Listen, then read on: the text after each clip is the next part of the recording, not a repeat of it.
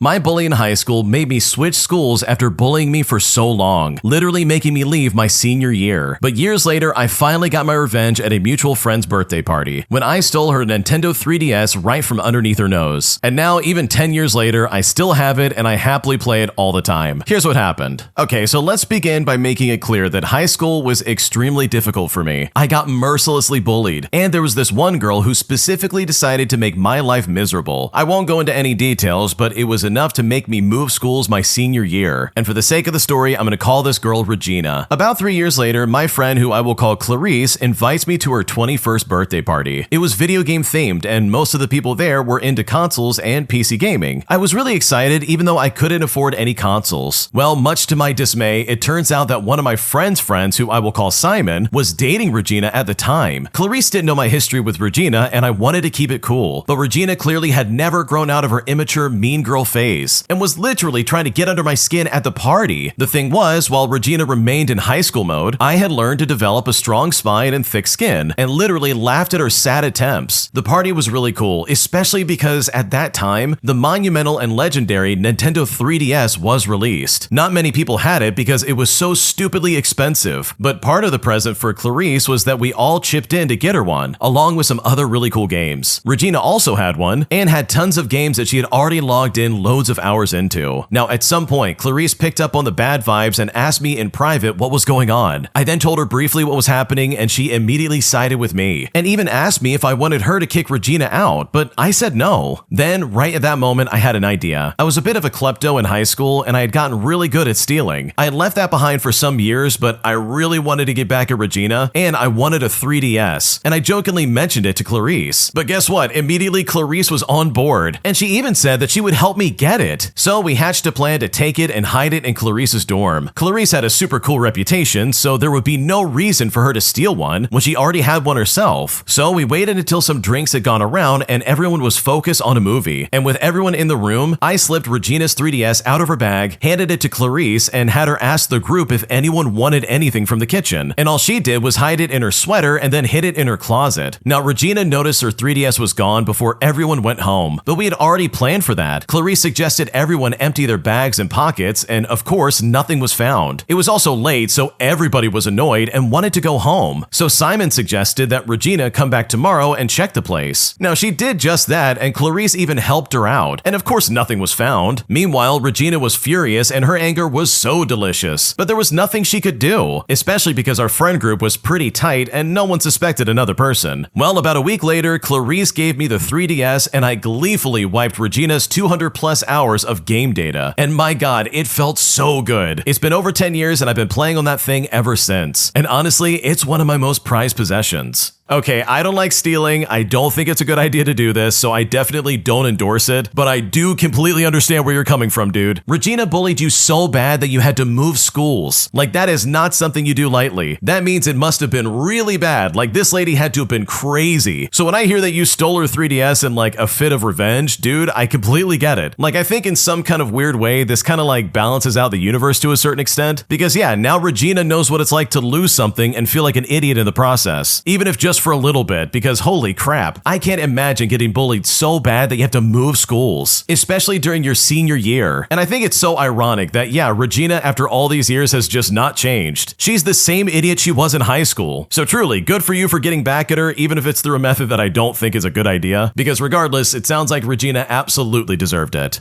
If you like Am I the Jerk, you're probably going to love Am I the Genius. Check it out, link down below in the description. Also, go to amithejerk.com/submit if you would like to submit your own stories. Am I the jerk for telling my mom that her supposedly helping me actually really hurt my feelings when it came to baking cookies for my dad's birthday? Because right now she's very pissed off and is essentially turning all of this against me. And right now I really just don't know what to do about it. Here's what's going on. Okay, so I'm about to turn 24 this Saturday. I'm a university student and I'm currently in a long distance relationship of about 6 years. Last week was Valentine's Day and also my dad's birthday. So I planned to bake a specific type of cookie that my partner requested and that my dad also likes. My partner is visiting us for the weekend. I told my mom about this last week, and I asked her for the recipe because I wanted to make it myself as a present for them. Well, today I came home from my dorm, and I found out that she had already baked the cookies. She never told me she was going to do it and never asked if I needed help. She just went ahead and made them. At first, I tried to ignore it, but then she said in a certain tone, "Oh, you're welcome for the help." And that's when I calmly explained that it actually made me feel bad because now I can't give something I made myself, and I have to figure out a new gift for my partner and my dad. She then told me I should just claim the cookies as my own and give them anyways, but I said I didn't feel comfortable doing that, and it's important to note that I stayed respectful and calm the entire time. Well, suddenly she came over, threw the cookies in the trash right in front of me, and said happy birthday, and that she would never help me ever again. At this point, I left to clear my head, and later my dad told me that I should apologize to her. I still went back and sat down with my mom and spent almost an hour calmly trying to explain my feelings and find some kind of common ground. She said she was trying to help out because I'm busy, but kept repeating that she'll never help me again, and my dad was fully supporting her. She also said things like I'm too stubborn to apologize, and that I think I'm smarter than everyone. I tried suggesting that we just agree to disagree and move on, and I told her that I love her and I don't want this to turn into a bigger issue, but she said that even that sounded like I just wanted to be right. I honestly feel really hurt and confused about how this escalated so much. So seriously, was I in the wrong here? How would you handle something like this? Because right now I don't know what to do. Okay, this really sucks because your mom's being such a weirdo. You didn't ask for help, you didn't want her to do anything, and you really just wanted to make those cookies yourself and give them to your dad. And instead of allowing you to do that, she quite literally hijacks the entire experience and then pretends like she was trying to help out and like be there for you, when in reality she just wanted to take this away from you. She wanted to ruin this surprise by being like, "Oh, I already did it for you. Just claim that you made them. It's fine." If anything, that's her chance to like take over and be like, "Oh, you didn't make those. I made those." And almost try to like really make you feel bad. Like that was an obvious trap that I'm so glad you didn't fall for. But dude, look at the way she reacted to you when you're like, "Hey, I really didn't want you to do this." Even though you were not disrespectful at all, she still came at you as if you like, I don't know, offended her bloodline. Like, dude, what is happening right now? This is so stupid. And I love the part where she's like, "Oh yeah, you're just too stubborn to apologize and you think you're smarter than everyone." She is absolutely projecting. That is how she feels, and she's trying to make it sound like that's what you feel. So no, you're not the jerk. Your mom's a complete moron, and the fact that she did this to you is really toxic and just very hurtful. Today, I messed up by pretending to be someone else at work just to impress a new girl that got hired. But instead of winning her over, I was reported for creating a hostile work environment, which eventually led to me getting fired. Here's what happened. Okay, so I worked at this small car dealership in Reno, Nevada. And trust me, this was nothing fancy. It was just me, 3 other sales guys, and our manager, who I will call Rick, who thinks he's a wolf of Wall Street but drives a busted up Tacoma. We got this new receptionist last month who's 22 years old, who's kind of the quiet type and always reading during lunch. So I decided I was going to be that mysterious, confident dude, and not the usual clown version of me. I watched a bunch of cringe alpha male garbage, and I thought, yeah, less talking and more eye contact. Act like I have options. And this is the exact moment where I messed up. I started ignoring her on purpose, like full on hot and cold. One day super friendly, and the next day barely looking at her. And I thought it would make me seem busy and high value or something like that. But instead, she went to Rick and said that I was making her uncomfortable. And I didn't even know that part yet. Well, yesterday, Rick calls me into his office, and he has this weird disappointed dad face as he tells me there's been some feedback about my behavior, and he says that I'm acting hostile and creating tension. At this point, I panic and my brain goes into survival mode. Instead of saying sorry and explaining I was just being awkward and stupid, I decide to double down. I tell him that she's the one acting weird, and maybe she's projecting because she likes me. And yeah, I actually said that. Rick then just stared at me like I had grown a second head. He tells me this is not high school, and that he cannot have drama in the front office. Well, this morning I get called in again and they're letting me go, with the official reason being that I'm not a good cultural fit, all because I tried to play some dumb psychological game instead of just being normal. Yeah, this is not the smartest way to handle this. In my opinion, it's always better to just be yourself and like try to be natural instead of trying to pretend to be someone that you absolutely are not. So yeah, this is kind of a mess up, and hopefully you don't do something like this ever again in the future. Am I the jerk for not giving up my gym locker to a regular gym goer who says that she's had this one for years and she deserves to use it? But despite the fact that all of these lockers are first come first serve, this old weirdo and her friends are putting me in a really weird situation where at this point I just don't know what else else to do. Here's what's going on. Okay, so I just joined this gym like 3 weeks ago, and apparently I've started some kind of locker room battle. The gym has day lockers that are first come, first serve. You use one for the day, then empty it when you leave. I've been using locker 47 because it's in a convenient spot near the showers and the benches. Last week, this woman who's in her 60s approaches me and says, "Excuse me, honey, but that's my locker." Now, I'm really confused because there's no names or locks on any of it, but she explains that she's been using this specific locker for 7 years and everybody knows that it's hers. I then said to her, "Sorry, but it's first come, first serve, and I got here first today." But she looked at me shocked and said, "You must be new here. Regulars have their lockers and newbies use the ones in the back." Now, there is no such rule posted anywhere. I even checked with the front desk and they confirmed any open locker is fair game. But this is where the drama really starts. She complained to management, who sided with me, and she's now got her friend group giving me dirty looks. And on top of that, yesterday someone left a note on the locker saying, "Respect your elders, find a different locker." So seriously, am I the jerk for not giving up this locker for this lady? What should I do in this situation?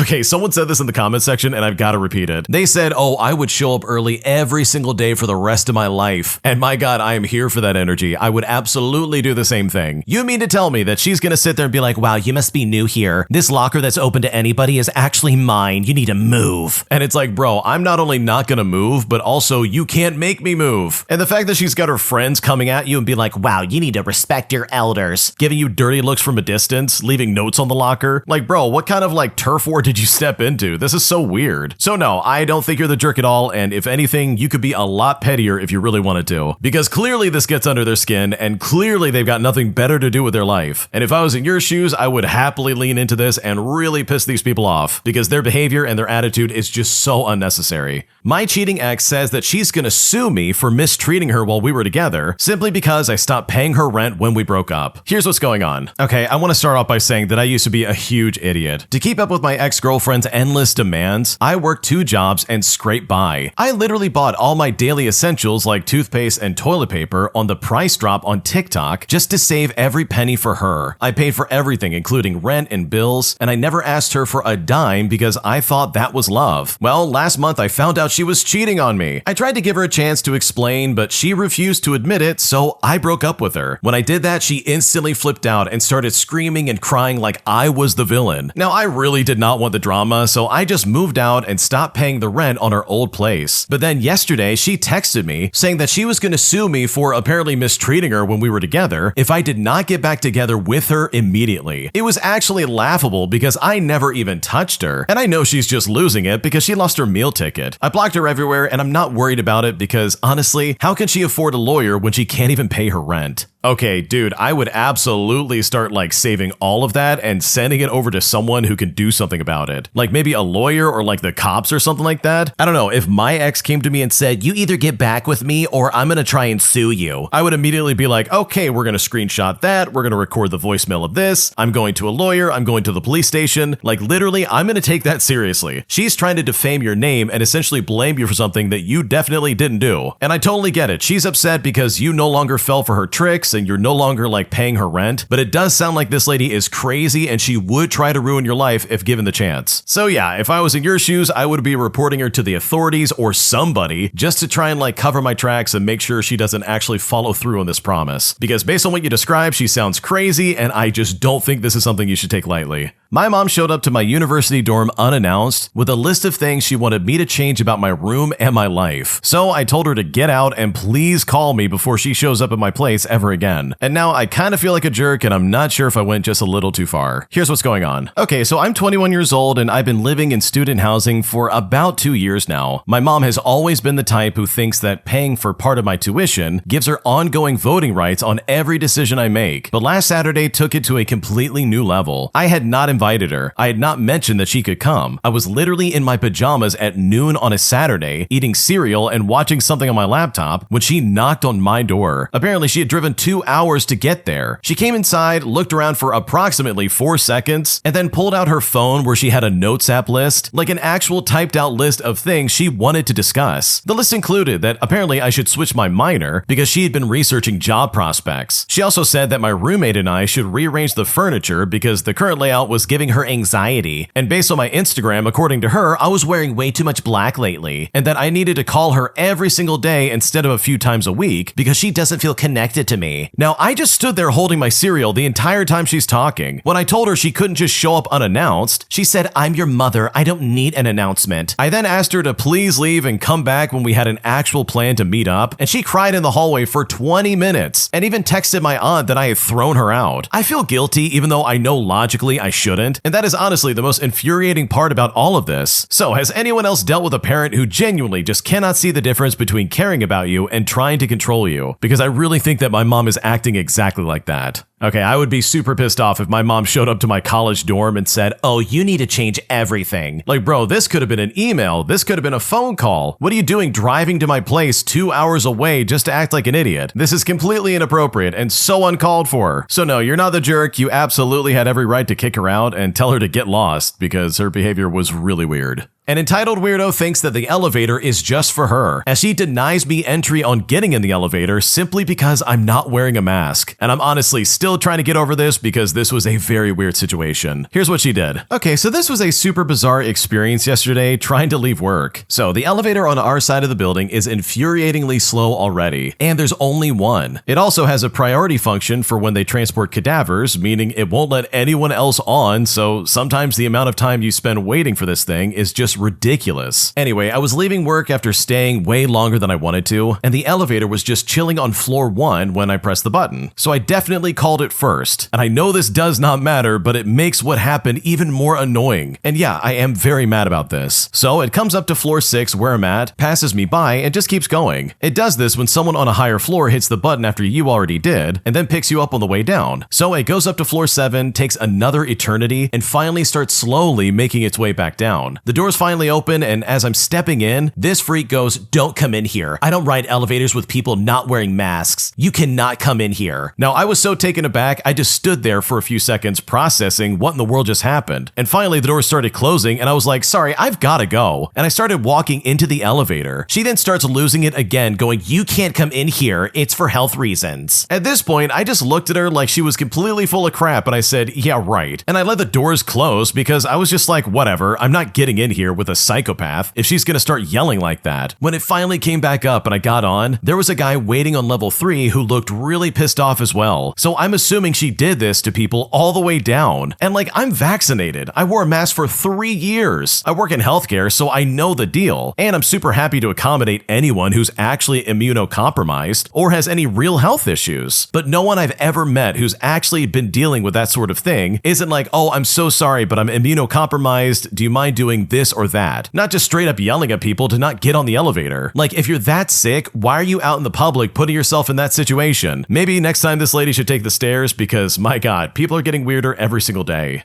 Okay, the original poster is a way better person than me because I would have stormed that elevator and been like, "Nope, I'm going down," and there's nothing you can do about it. Because no, you don't control the elevator, you don't get to decide what I can and can't do. This is a free country and I don't work for you, so get out of my way, I'm getting on the elevator. Because this is weird, I don't care who you are, this is inappropriate, there's no excuse to act like this, and I really doubt there was some kind of like health concern going on, but instead it's just some lady with this crazy undiagnosed anxiety that they refuse to treat. Like, I don't care about that, I'm not going to be responsible for your weird thoughts. And yes, I'm absolutely going to get on the elevator and you can't stop me. Am I the jerk for calling the cops on my sister, all because she secretly rented my bedroom to a stranger while I was away on a 3-day camping trip? Because at this point, I'm absolutely breaking lease and moving out, and I'm seriously not sure what to do from here because everybody seems to be pissed off at me and not my sister. Here's what's happening. Okay, so I'm a 26-year-old female, and I share an apartment with my younger sister, who I will call Mary, who is 22 years old. We split the rent 50-50, but we have our own separate bedrooms and separate bathrooms. Last weekend, I was supposed to go on a 3-day camping trip with my boyfriend, but long story short, it rained nonstop, our tent leaked, and we decided just to pack up and come home a day early. I got back at my apartment at around 11 o'clock at night on Saturday. Mary was not home, and I was exhausted, and I just wanted a hot shower and my bed. I unlocked my bedroom door, I turned on the light, and I swear my heart stopped. There was a grown man sleeping in my bed. I screamed, I grabbed my pepper spray from my bag, and I ran out of the apartment. I then called 911 immediately because I thought someone broke broke in. The cops showed up fast and they went inside and questioned the guy, and it turns out he didn't break in. My sister gave him a key. Apparently, she had posted my bedroom on a local Facebook travel group, offering it as a cheap weekend rental to tourists. She charged this random guy $150 a night to sleep in my bed, use my bathroom, and be around all my personal stuff while I was supposed to be gone. The cops made the guy leave, and I called my sister, absolutely losing my mind on her. She then came home crying, saying she just wanted to make some extra cash to buy tickets for a music festival and didn't think that I would ever find out. I told her she had 30 days to move out because I am breaking our lease. I then packed up a bag and I'm now staying at my boyfriend's place right now because I feel so violated, especially knowing that a random man was in my sheets. Well, my parents have now reached out to me and they are furious. They're pissed off that I involved the police and said I could have given my sister a criminal record over a dumb mistake. And they're seriously demanding I forgive her and keep living with her because she can't afford rent anywhere else. I feel like I'm taking crazy pills, so seriously, am I the jerk for calling the cops and forcing her to move out? Because I really am not sure what to do from here. Okay, your family's insane because there's no excuse for this. Your sister literally rented out your room while you're away on a camping trip, bro. There's no excuse for that. If you're trying to get like extra money to go to a concert, the last thing on my mind would be like sabotage my sibling's living space. Like what went through her head to be like, oh, my sister's gone. That means I can rent her space out for anyone to use. Like, dude, no, that is not the answer. What are you doing? So no, you're not the jerk. This is crazy. I would also move out immediately because I don't care what your parents say. They're stupid for supporting your sister. And the fact that they think this is somehow your fault for involving the police, you know, when you found a grown man sitting in your bed, that is a crazy rationale. And in my opinion, it absolutely deserves to get shut down.